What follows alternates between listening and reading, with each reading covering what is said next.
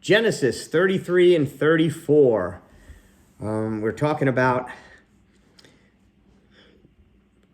Jacob is heading back to the land that he came from, Canaan, which is going to be Jerusalem ultimately. I mean, not Jerusalem, but Israel. His name is changed as he wrestles with God. He is now known as governed by God, Israel. And we had some hypotheses going on there. He kind of reconciled with Esau, but God told him to go back. There was promises that he would go back and blessing that he would go back. He was shown by God to go back and raise his children in that area where he came from, because despite his brother Esau not being the best person and Isaac making mistakes and whatnot, they were believers in God and they had faith, and God is using them either way. So what we end up finding out is he ends up making up some excuses. He already gave away a lot of his animals in kind of based on fear, kind of fearing man more than God, kind of still conniving a bit. This is he did that, set that all up before he wrestled with God. But even after he wrestled with God, the Christophany, and he got his hip damaged and he's limping, he still ends up not really telling the truth to Esau and not actually going to whatever it is, maybe a couple days journey. They have to travel to meet his father that he hasn't seen in, like 20 years. You know, I mean, he's probably his oldest kids might be late teens. Joseph's probably very young yet. And, let's start reading. He doesn't really connect there. He heads off in another direction. So let's read. I'll do a lot of reading here. Genesis 33. Jacob meets Esau. Then Jacob lifted his eyes and looked, and behold, Esau was coming out with 400 men with him. So he divided the children among Leah, Rachel, and 2 maids. Okay, we kind of went through all that last week. And Esau said, "Let us make our journey and go, and I will go before you." But Jacob said to Esau, "My lord," not meaning God, but out of respect, "my lord knows that my children are frail, and that the flocks and herds which are nursing are a care to me. And if they are driven hard for even one day, all the flocks will die. Please let my lord pass on before his servant," meaning Esau, "you go ahead, I'll catch up. And I will proceed at my leisure, according to the pace of the cattle that are before me, and according to the pace of the children, until I come to my lord at Seir." And I believe Seir means rough. And that's an Edomite area, rough. So maybe it's rocky, maybe it's not the greatest pasture land.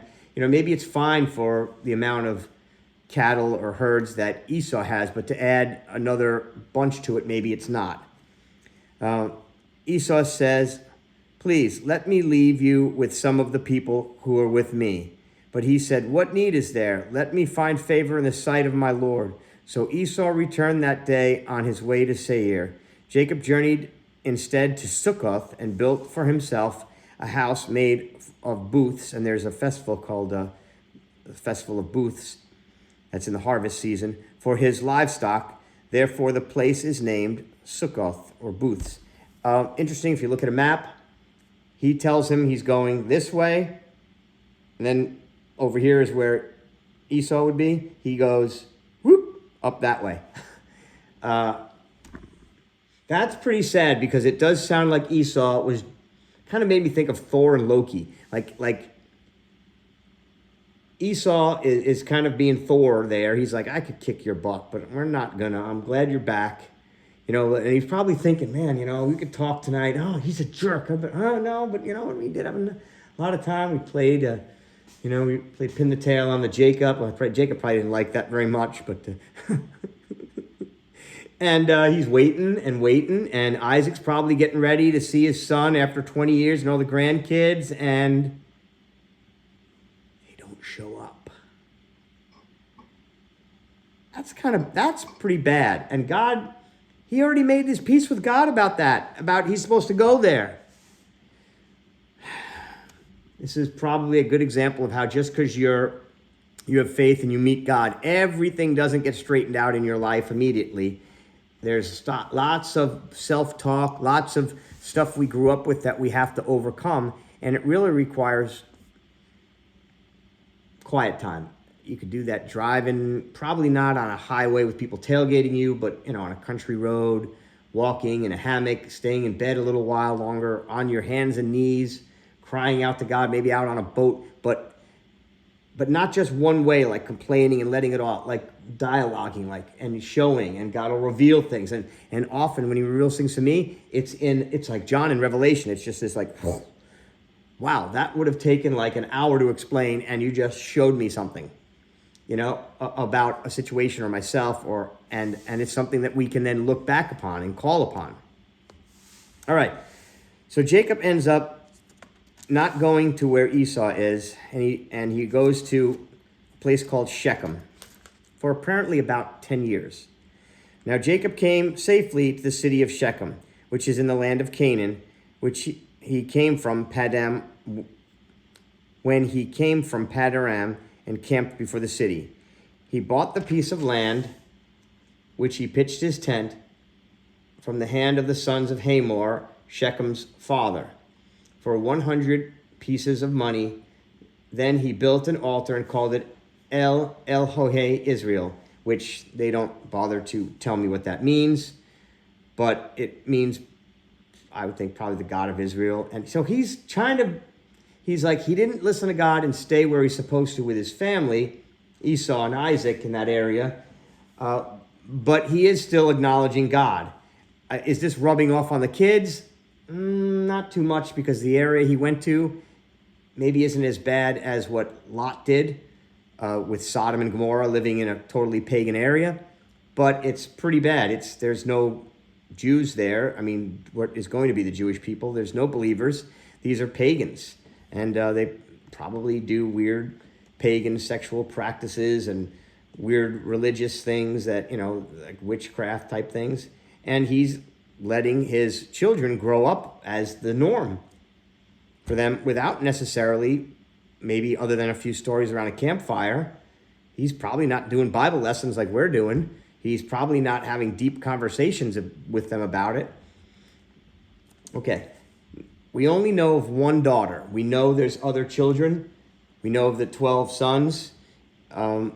Most of them are from Leah. We know Benjamin isn't born yet, which would mean Jacob is a little boy. I'm sorry, not Jacob. Joseph is a little boy. So we're hearing about Dinah for some reason. Now Dinah, the daughter of Leah, whom she had borne to Jacob, went out to visit the daughters of the land. And they're thinking she's somewhere around 14 at the time when this is happening. So she's going to go out with her friends. Apparently Josephus, the historian of the time of around when Jesus lived, he said she was out participating in the community, which would be pagan religious practices. She's not really, going out as a believer in the one and only God, the God of Abraham, Isaac, and Jacob. And she went out with her friends when Shechem, the son of Hamor, the Hivite, the prince of the land, saw her. He took her and lay with her by force. So he raped her. And he didn't just rape her. He raped her and took her home and locked her up. Not something to laugh about, but pretty wild. This is not saying this is good. This is bad, what happened. However, he was deeply attracted to Dinah, the daughter of Jacob, and he loved the girl and spoke tenderly to her. So he wasn't like beating her and stuff, but that doesn't make it any better. When no is no, So Shechem spoke to his father Hamor, saying, "Get me this young girl for my wife." Now Jacob heard that he had defiled Dinah, his daughter. So I don't know where Jacob heard this. It doesn't say if this was, his daughter didn't come home. He must have wondered what happened to her. It doesn't say he sent out a search party. It doesn't say the boys, all their brothers got involved yet. But his sons were with his livestock in the field. So Jacob kept silent until they came in. Now we don't know if they were gone out in the field for a couple of hours, or if they were a couple of days away. Maybe they were on pasture on the other side of a mountain, and it's going to take them days to get back. So then the boys got back. Then Hamor, the father of Shechem, went out to Jacob to speak with him. Now the sons of Jacob came in from the field when they heard it, and the men were grieved, and they were very angry because what he had done was a disgraceful thing. Now the sons of Jacob, so they heard this, and they were grieved, and they were very angry because he had done such a disgraceful thing in Israel by lying with Jacob's daughter, for such a thing ought not to be done. But Hamor spoke with them, saying, the soul of my son Shechem longs for your daughter. Please give her to him in marriage. Intermarry with us, give us your daughters and to us, and take our daughters for yourselves. So this is getting a little kooky here. So it's basically saying hey, my son the prince, he wanted your daughter, so he took her. She's there, don't worry. They're fine. She's there now, still. Does she want to be there? Well, yeah, she's getting used to it. He's like holding my daughter. There's no grabbing by the throat going, you're holding my daughter prisoner? There's none of that take him away. There's no behead him immediately. There's no you know what I mean? There's no rage. There's more a fearful kind of, I'm seeing it this way, Jacob's watching and this isn't good. How is this going to affect me? Just starting to get ahead of things. Now this, right? Is that thinking about Dinah? Is that thinking about what you're going to teach your kids about this stuff, right? No.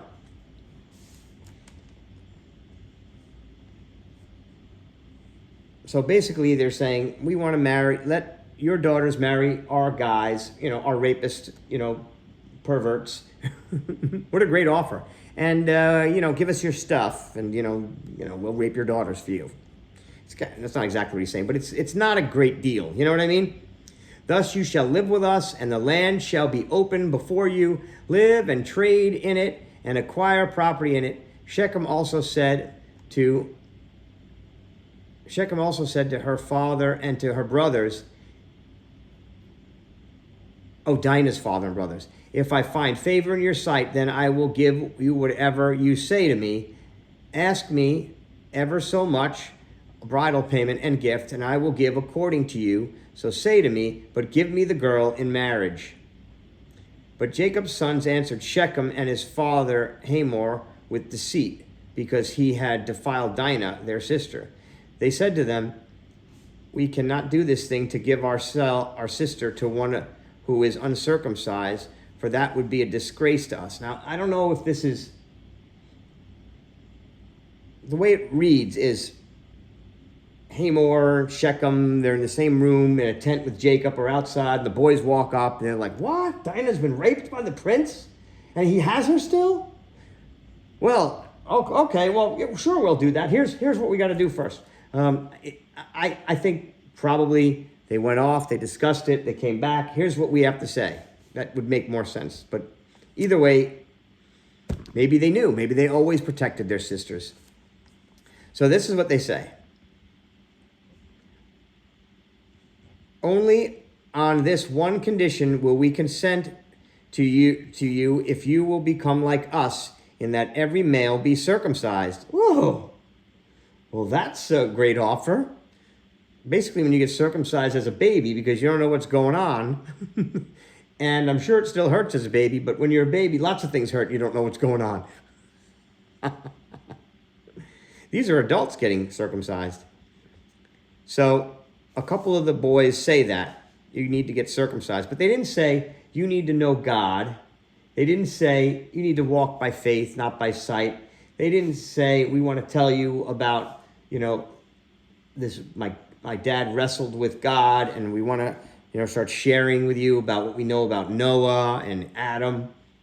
They just want to do this religious practice, which is a little odd. It's cutting away the foreskin. It's exactly what it's about sex. It's about not being like the pagan people. cutting away of the foreskin. That's what that's all about. It's to show them you are set apart. You are different than everyone else. You're not going to do these things. Then here's what happens. Then they said that we'd intermarry and go back and forth and do whatever Shechem and Hamor said, But if you will not listen to us to be circumcised, then we will take our daughter and go. Now, they say, take our daughter. I don't understand if that's not Jacob talking, that's the brothers. So this is that weird thing in that culture where they don't say grandson, they say my son, even though it's a great-grandson. I don't understand that, but that's not Jacob talking. Now their words seemed reasonable to Hamor and Shechem, Hamor's son. The young man did not delay to do this thing, because he was delighted with Jacob's daughter. Now he was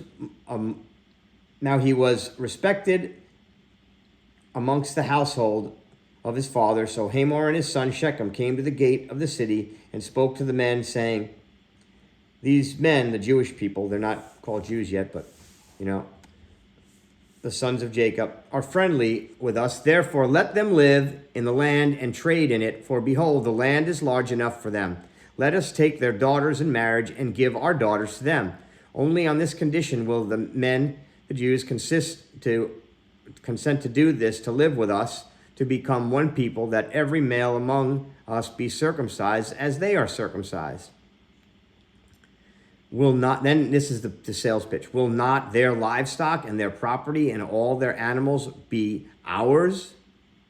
Meaning, if we do this, we're going to benefit from it. Only let us consent to them, and they will live with us.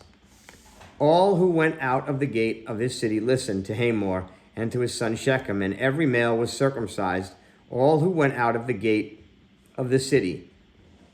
Now it came about on the third day, and there's probably some important significance to the Messiah on the third day and the cutting away of the flesh, which is sin. And I don't know exactly what it is though, but two of Jacob's sons. Now, it sounds like all of them came up with this scheme. They've got to be circumcised, but two of them decided to add to that, right?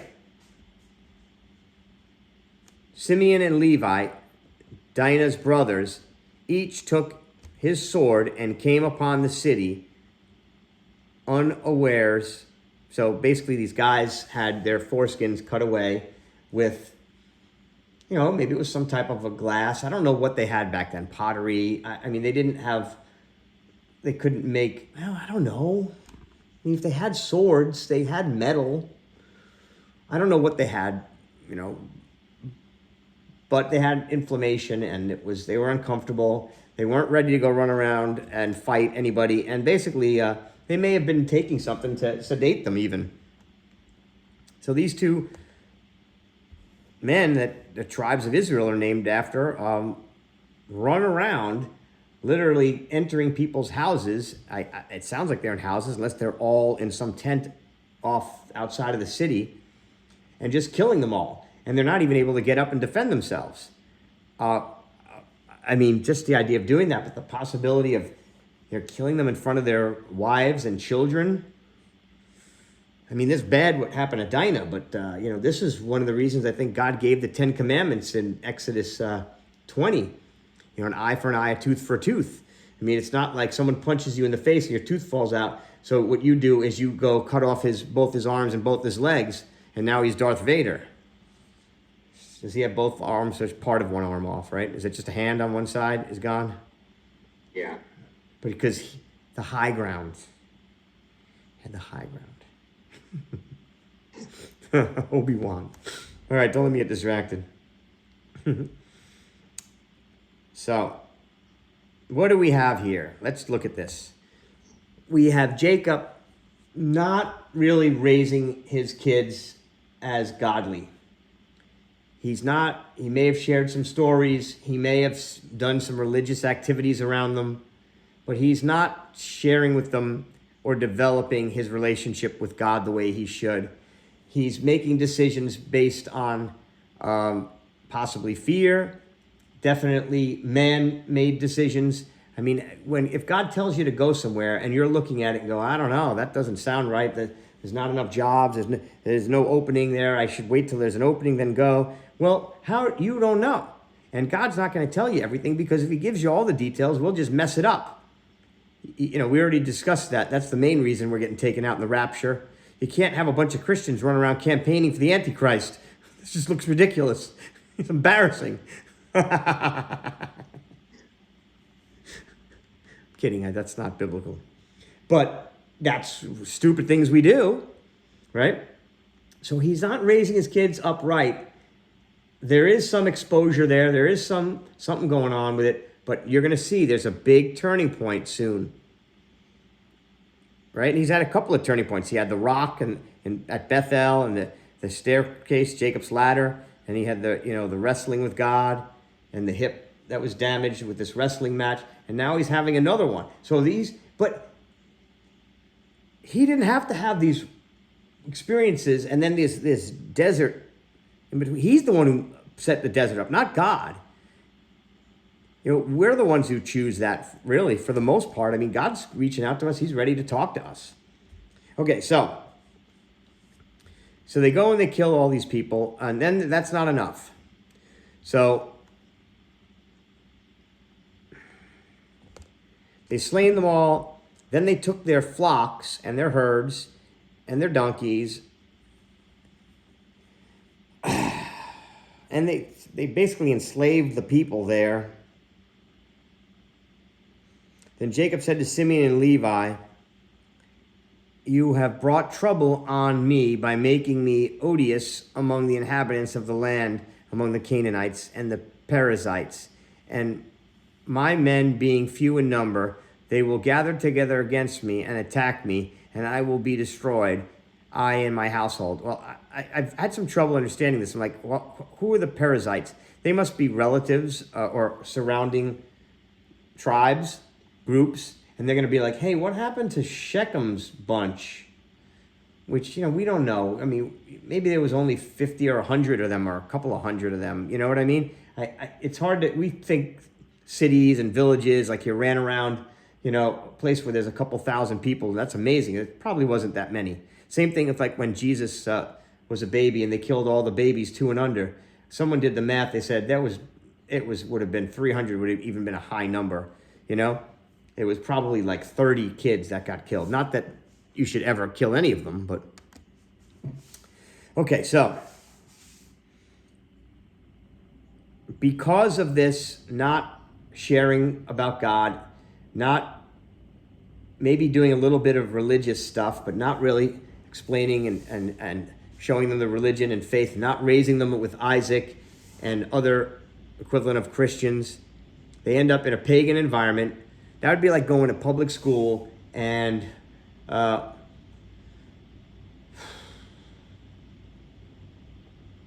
don't know, maybe going to church on Easter or Christmas.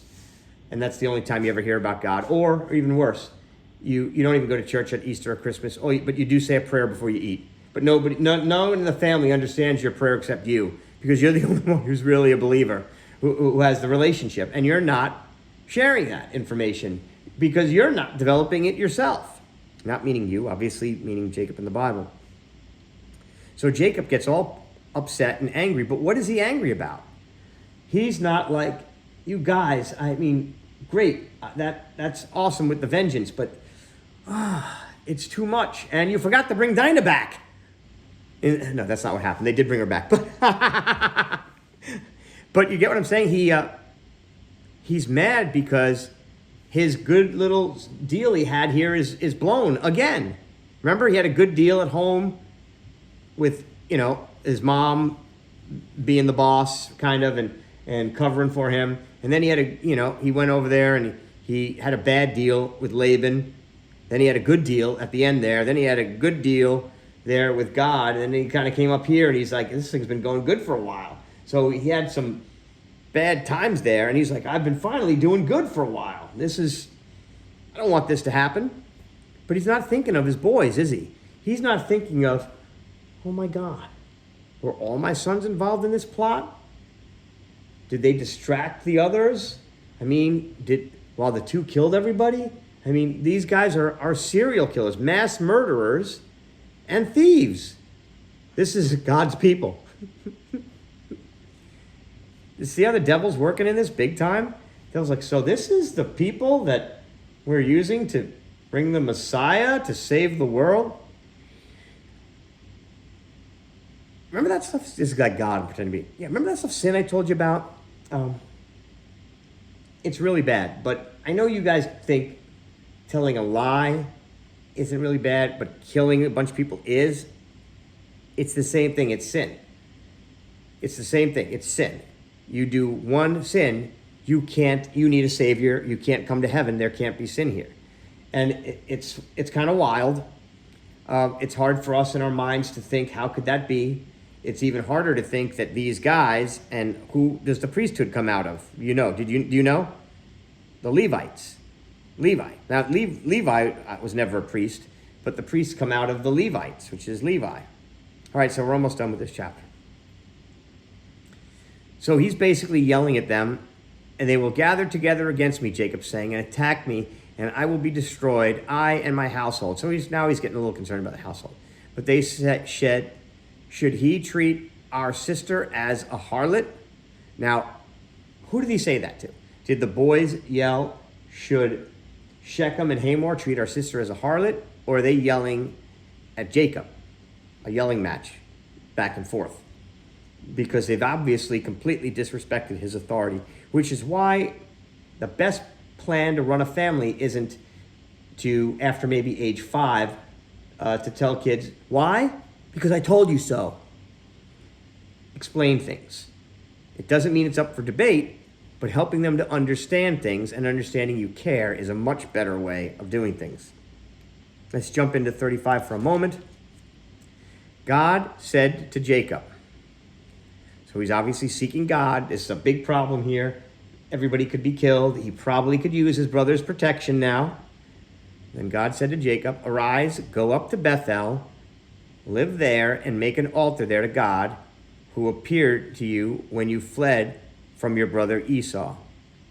So Jacob said to his household and to all who were with him, put away the foreign gods which are among you, and purify yourselves, and change your garments. Wow, about time he told them to put away these gods and whatnot. So he's kind of bringing them back to the first place they met, which really should have been in the stories that Isaac told him that he and Esau probably ignored because they were rich kids. That's my interpretation. We'll have to do 35 next time. That was Genesis 33 and 34. Amen.